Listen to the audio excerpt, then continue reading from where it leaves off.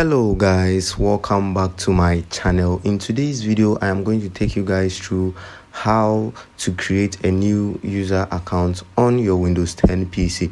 My name is EKB. Please do well to like and subscribe the video. So have you wondered, you've been using your PC with someone and the person always access your data or your information, so you want to create a new account for the person on the same PC so that the person doesn't access your information or your data. So let's dive into the video. So you move to settings, then in the settings we go to account. So account, then we quickly in the account you see your main account here, creme de la creme. So you go to family and others, add a new user. Then we don't have a Microsoft account, so what we are going to do is we don't have Microsoft, so we just click on that.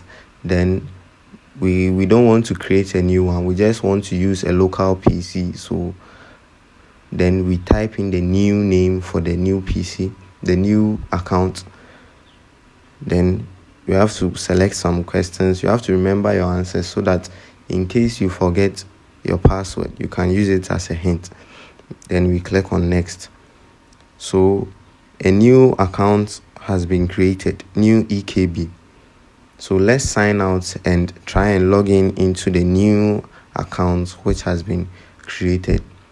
So you can see the new account down here, new EKB. Enter password, log in into that.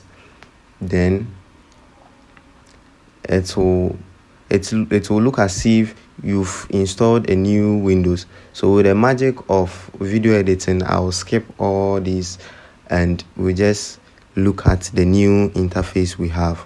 Yes, so this is the new interface we have.